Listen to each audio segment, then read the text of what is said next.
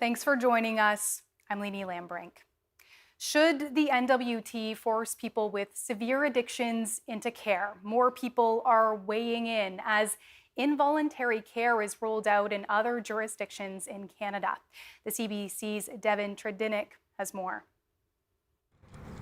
In her small community of Betchicon, Jane Whalen Armstrong says she's hearing from parents and grandparents crying out for help.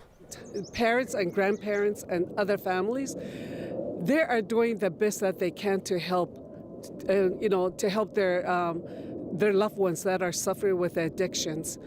Whalen Armstrong says smaller communities lack resources like counselors that could help people with their addictions. She says the Territory needs to do more and should consider expanding involuntary treatment.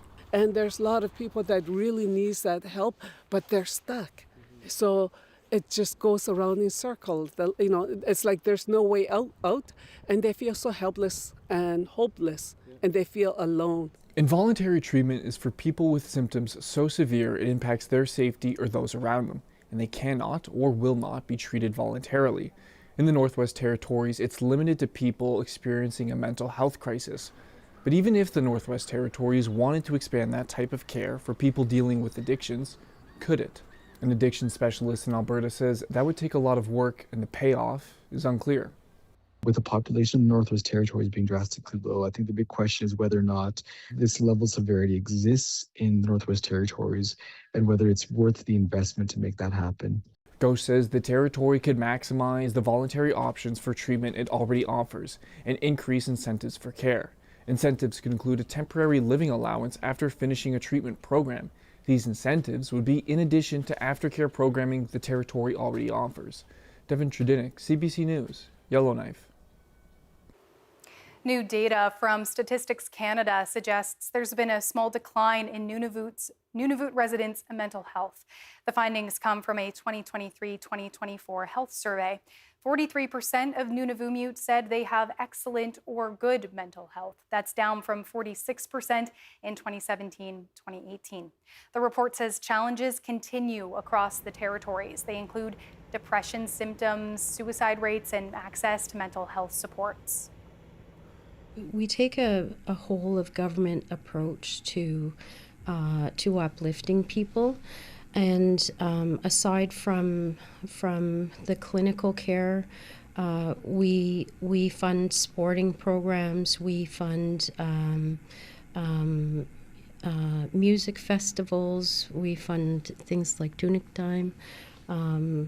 And what we want to do is we want to ensure that we create opportunities in community for people to celebrate and to do things that are really positive. Brewster says Nunavut relies on virtual care in communities without permanent mental health professionals. When asked about staffing shortages and turnover in the Territory, Brewster says it continues to do recruitment. Inuit are criticizing the Prime Minister's emphasis of the next Governor General's bilingualism. They point out that the outgoing Governor General, Mary Simon, can also speak two languages. Bianca McEwen reports. They demand that people in Quebec speak French.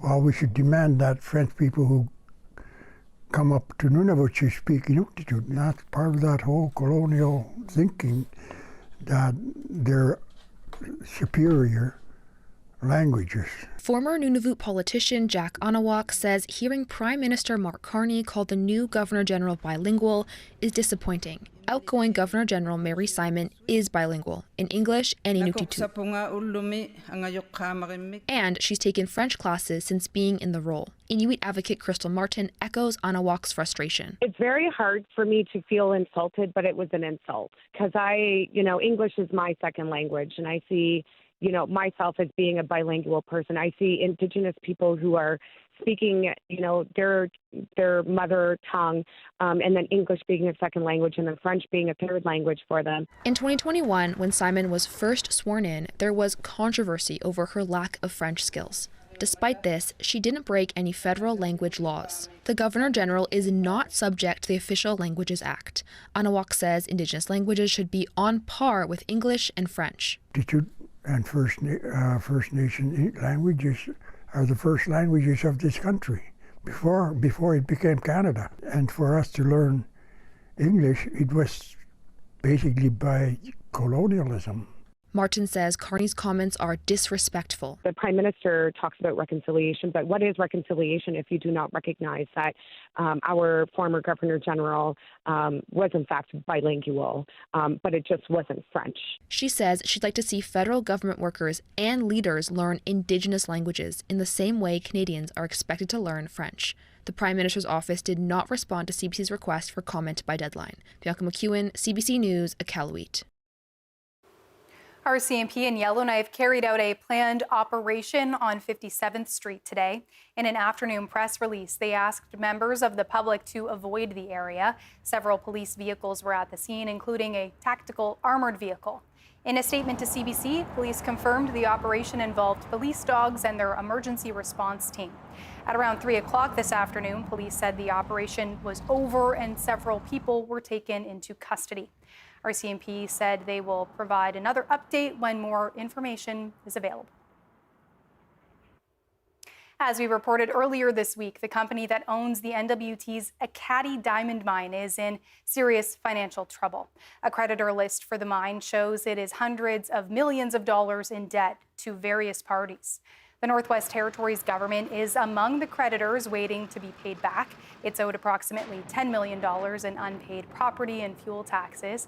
Robert Jenkins is the Deputy Minister of the NWT's Department of Environment and Climate Change. He spoke to the CBC's Jared Monkman this morning on what happens next and what this could mean for the mine's eventual cleanup. The court proceedings will establish a list of creditors. They will go through a process. There's been a monitor appointed to oversee operations of the company during this period. And they'll look at different things. They'll look at possibly a sales process, possibly restructuring their debt, possibly new investors, and sort of a path towards getting back on its feet. So we'll be a party to that process, and we'll make sure that our interests are represented. What could this mean for the cleanup of the mine? Well, right now, the GNBT holds approximately $327 million in reclamation security. And it's important to provide a little bit of context on how that's determined. So a company would provide closure plan, and then that closure plan is assessed, and it's through a multi-party process facilitated by Atlanta Water Board's Territorial management system. So that's how the $327 million was set. That's held by the government of Northwest Territories in a number of different financial instruments. Some is cash, some is surety bonds, some is a trust. And we can realize upon those funds, we can have unconditional access to those funds. So, as we move forward, we're hopeful that this process will result in the company resuming operations, resuming its obligations. If not, government would have to review the closure approach, the amount of money that we have, and whether or not additional funds, if any, are required. Jenkins says the next court hearing is on Monday. That's when the company is expected to present its plan. The Klondike River is flowing freely again in the Yukon. The ice jam at Henderson Corner near Dawson City broke last night, and floodwaters have receded. The Yukon government ended its flood advisory for the area. Downstream from Henderson Corner, the Klondike flows into the Yukon River. There, an ice advisory is in place. A large ice jam downstream from Dawson had caused the water to reach its highest level since 1979. According to the Yukon government, high water has receded and the river is flowing again. Meanwhile, further north in Old Crow, the Porcupine River is breaking up. The government put a flood watch in place for that community as ice starts to jam. Turning to spring breakup in the NWT, things in Hay River are progressing well and overall flood risk is low. But in a public notice, town officials say ice jams are still possible and remain unpredictable. Warm weather this weekend is expected to melt and weaken the remaining ice. The Northwest Territories Species at Risk Committee is assessing whether muskrats should be listed as a species of special concern. It says muskrat numbers have fallen. A biologist with the NWT Wildlife Management Advisory Council says concerns about the rodent's population were first brought forth by communities. She says the process to designate the muskrat as a species of special concern is a long one. So the Conference of Management Authorities, also known as the CMA, they're the group of governments and wildlife co-management boards who share authority over protecting and managing species at risk in the NWT. So they would come together and either consider our assessment, and then they have 1 year to either add the like for in this case the muskrat on the list of species at risk or not. So that's kind of where we're at. A public engagement session on the issue is set for the fall, but one hunter and trapper says what he sees on the ground is different. He says the muskrat numbers were low in the early 1990s, but for the past 3 or 4 years, he's seen a rebound around the Mackenzie Delta waters. But now the muskrats are coming back, and you can see them in the lakes and on the rivers in the spring, even when we're trapping this year, and there's a lot of push-ups in the lakes this year again. So there's, that tells me there's more muskrats, and we were trapping more muskrats this year too. Kalanick says Indigenous elders have said muskrat populations ebb and flow. The species won't be seen around for a while, but it always comes back. In Nunavut, a third dog has died in Pungnurtu. The Department of Health says it was part of a dog team that tested positive for rabies in April. They say rabies remains an active and serious threat in the community. The department is urging people to look out for foxes, report any sick or dead animals to the Environment Health Officer, and to keep dogs tied up. If anyone is bitten or scratched by a dog, fox, or wild animal, the health department says they should go to the health center immediately. Most rabies infections are fatal once symptoms appear, and treatment must start quickly after exposure. Signs of rabies include frothing at the mouth, choking, strange noises, movements, and behavior.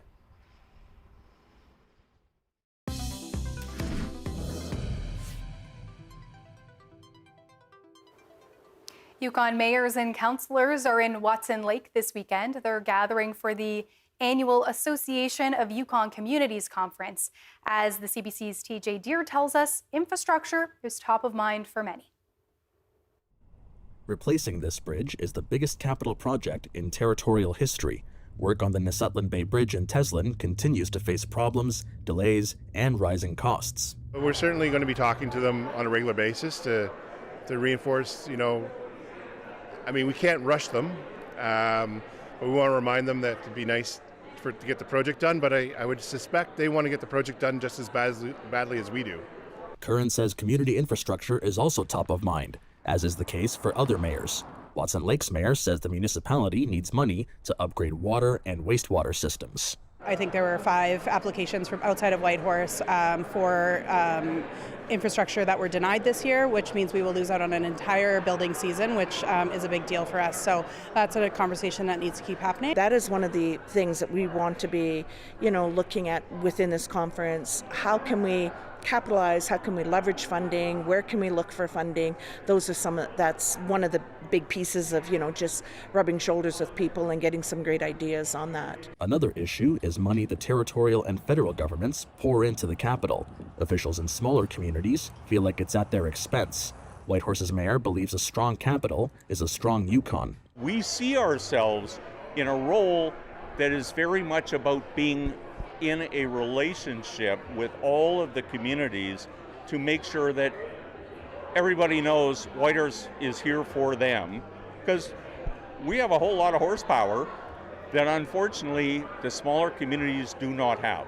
Emergency preparedness is another priority for mayors Curran and Strand as the Yukon enters fire and flood season. Community Services Minister Corey Belmore gave a speech mentioning support for wildfire management in this year's operating budget. She also touched on the need for effective waste management infrastructure. Every community needs money to meet the basic needs of Yukoners. Meanwhile, the Yukon government is tightening its purse strings. TJ Deer, CBC News, Watson Lake. It's getting warmer in the north, and with summer just around the corner, a reporter in Haines Junction, Yukon, wondered how some businesses are gearing up for tourist season. Here's Bruce de la Cruz. Hi there. As a newcomer to Haines Junction, I wanted to find out for myself what new things this beautiful community has to offer this summer. This is Frosty's, a popular spot in the Junction. Known for its burgers and ice cream, now the new owners are opening a cafe this month. One owner says this will help fulfill her vision of Frosty's being a third space this summer. I have been here for a while. We own the top spot, and we had a little coffee shop there. And when I saw for a while, I thought that we're lacking a hub. Isabelle Pichet is another business owner. Her Adventure Time business shuttles residents to and from Whitehorse, but her new e-bike service gives people the ability to have an adventure. Every time you want to get out of the community, you kind of have to go uphill. And one of the big mission with Adventure Time, it was to try to make these beautiful mountains more accessible for folks.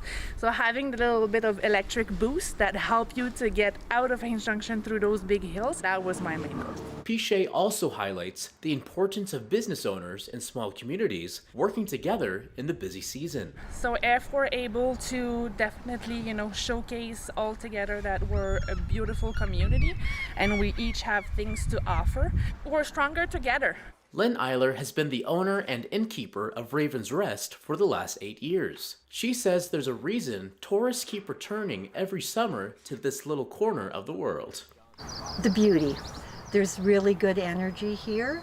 The people that are working in tourism work really, really hard to be welcoming, and they're passionate about what they do. And it's really great to share that with the rest of the world. After speaking with such passionate people in this small but growing community, I'm excited to find even more stories here this summer. Bruce de la Cruz, CBC News, Haines Junction. And we are excited to see what Bruce digs up this summer in Haines Junction as well. Unemployment edged upward in April for Canada. The latest numbers from Statistics Canada says it rose to a 6-month high of 6.9% last month. CBC's Angie Seth has the details. Well, another month with fewer jobs on the books, a sign Canada is not faring as well as it should be month over month. Canada lost 18,000 jobs in April, but if you widen that out from January, well, we've lost nearly 112,000 jobs this year. And manufacturing continues to see weakness. Same with construction. But an economist I spoke with did point out it could have been worse. One big takeaway is job losses for full-time work. 47,000 jobs were lost. On the flip side, 29,000 part-time jobs were added, and that speaks to what we're seeing in the labor market. Businesses are not hiring for full-time workers as the uncertainty persists. And the other big takeaway is youth. For those aged 15 to 24 years old, unemployment increased to 14.3%, and with more younger people looking to enter the workforce, some 14,000 of them, that number is significant. It's very difficult for people looking for a job, for an entry-level job out there. When you look at the average or the time it takes on average for somebody who's unemployed to find a job, and that length of unemployment has been rising steadily. So it affects those that are at the entry level of the market more disproportionately. The economy is weak and it's struggling to find its footing, and that weakness isn't just showing up in the job numbers. We see it elsewhere. GDP, business investment, confidence. But the expectation is that the economy should start to post a little more growth, and the unemployment rate should come down a little as we move into the second half of the year and into next year. I think 2027 is when we're more likely to see the spillovers from things like defense, like infrastructure. Those things we know take a lot of time to be implemented and executed properly. And at that time as well, we suspect the CUSMA uncertainty will be a little bit behind. We'll have the midterms also behind, so that could clear the skies a little bit. With that being said, economists are expecting the Bank of Canada to hold interest rates steady at 2.25% for now. But the war in the Middle East, which is pushing energy costs up, and the uncertainty with the United States around tariffs and no CUSMA deal are driving factors. Angie Seth, CBC News, Toronto.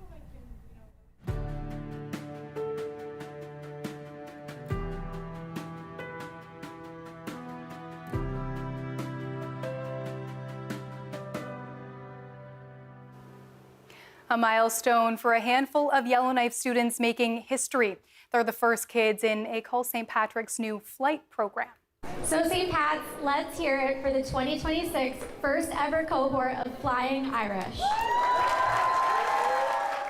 It's a collaboration between the high school, Summit Air, and Super T Aviation Academy in Alberta.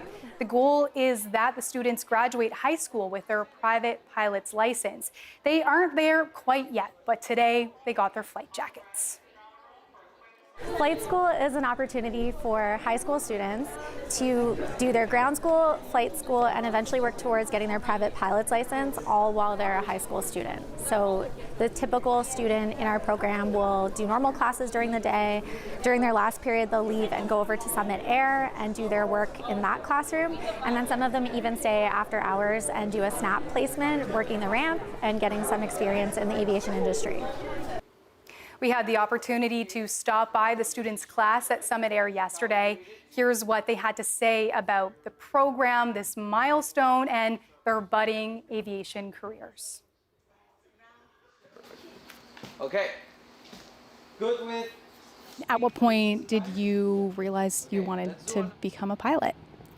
Well, growing up, I always wanted to be in the trades, but I moved here like 3-4 years ago, and I got introduced the program through a friend. I've been on planes like my entire life, like going out to the cabin and stuff, so I kind of really found a love for it through that, and yeah, the program opened up, so I thought I'd take my shot, and I got the spot, and I'm enjoying it, so it's been nothing but good.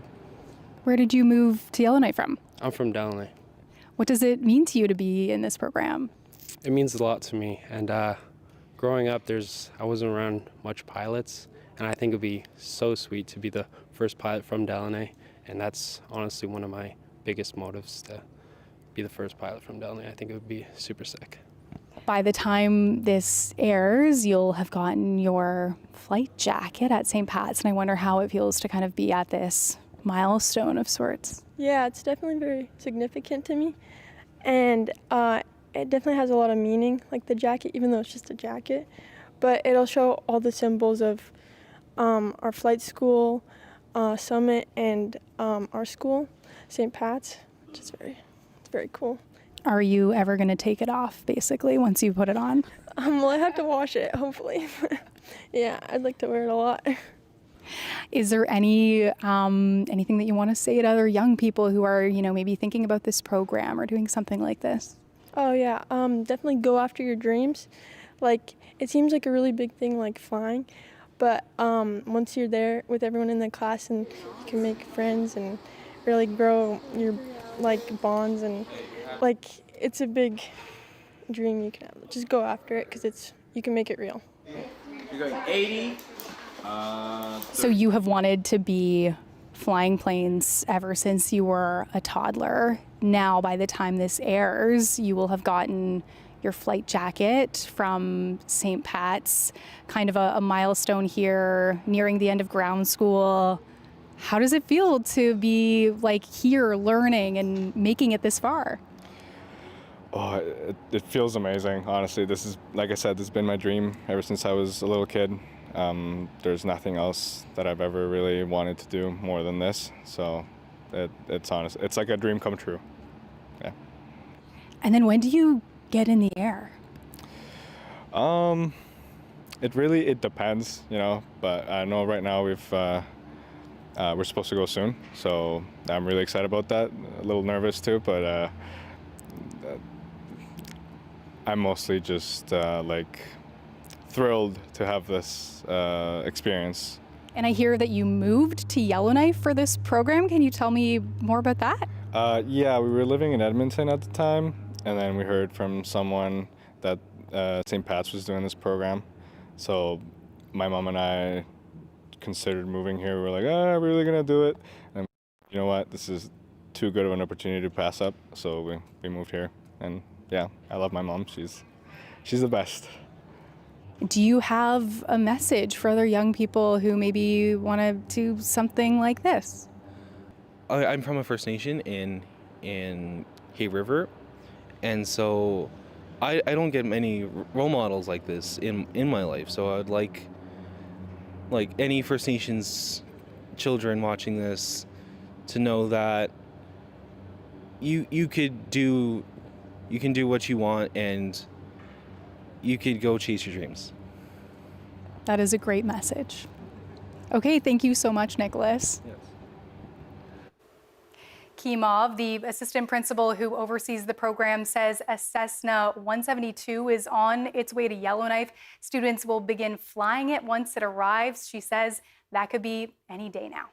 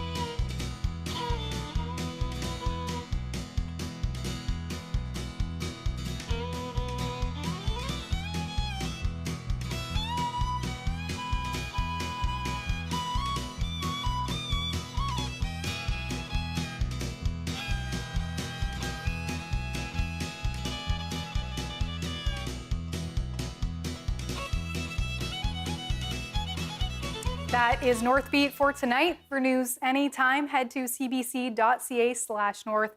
Thanks for watching. I'm Leanie Lambrink. Have a great weekend.